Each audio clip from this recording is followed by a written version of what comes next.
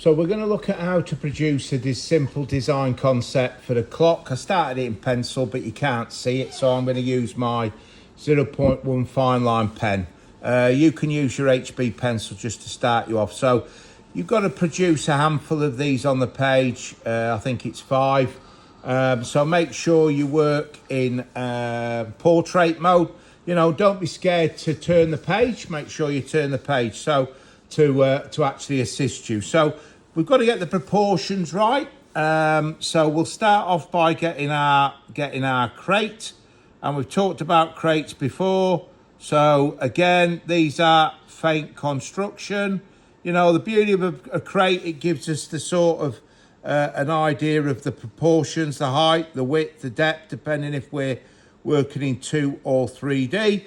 So I'm going to stick a centre line. That's about the shape right. There's my centre line down the middle. I always find that helps a heck of a lot when I'm coming up with a design.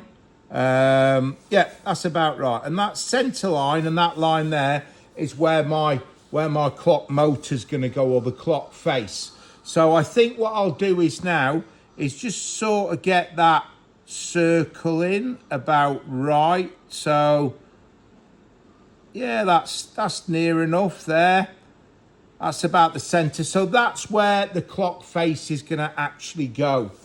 So like I said to you, these are design concepts. They're ideas. So, you know, they don't need to be 100% right or anything like that. They're going to fit the spec.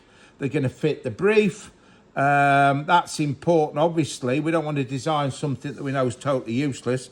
And like I've said to you, don't be scared to move the paper so that you can get comfortable. So I'm cutting in some very straight parts here, some sort of angles. I'll put a little mark there. We'll take that up there. So this would be all faint construction, lines for this design. And there we go, pressed on a bit too hard there. And there, really, that's my first sort of shape. Looks a bit like a shark's fin, something like that.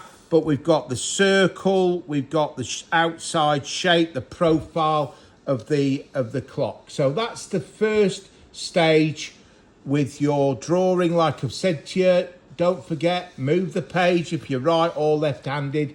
Make life easy for you.